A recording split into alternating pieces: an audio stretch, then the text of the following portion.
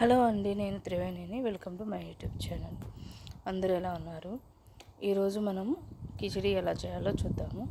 ముందుగా ఒక గ్లాసు బియ్యం తీసుకుని దానిలో హాఫ్ కప్పు పెసరపప్పు తీసుకొని ఆ రెండింటిని ఒక అరగంట నానబెట్టుకోవాలి.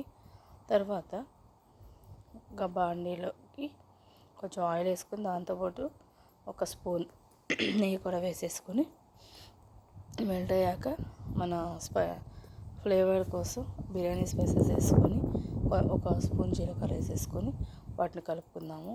అలాగే తర్వాత కొంచెం కరివేపాకు వేసేసుకొని అవి ఫ్రై అయ్యాక ఆనియన్ పచ్చిమిర్చి వేసేసుకొని 1 మినిట్ అలా కలుపుకొని తర్వాత మనం కట్ చేసి పెట్టుకున్న క్యారెట్ ముక్కలు, వెజిటేబుల్స్ ఏమంటే అవి మీరు యాడ్ చేసేసుకోవచ్చు. నేనైతే క్యారెట్, పాలకూర, broccoli, green peas and beans అవన్నీ యాడ్ చేసేస్తున్నాను.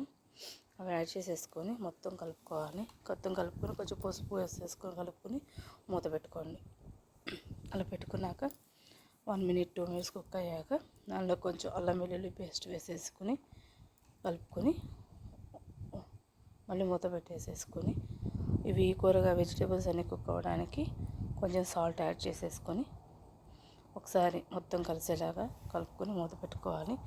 తర్వాత దీనిలోకి మనము ధనియాల పొడి అంటే జీరా పౌడర్ కూడా యాడ్ చేసేసుకొని మొత్తం ఒకసారి కలుపుకొని దానిలో కొత్తిమీర కూడా యాడ్ చేసేసుకొని ఒక 1 or 2 మినిట్స్ కుక్ చేసేసుకోవాలి. ఇలా కుక్ అయిన తర్వాత మనం నానబెట్టుకున్న బియ్యము, పెసరపప్పు వేసేసుకొని ఇది మొత్తము ఒకసారి కలుపుకొని 1 or 2 మినిట్స్ ఫ్రై అవ్వాలి. ఫ్రై అయితే కనుక మనకి పొలుగ్గా బాగా ఉంటుంది. సో ఫ్రై అయ్యాక దానిలోకి నేను కప్పున్నర కదా 2 కప్పులు వాటర్ పోసాను.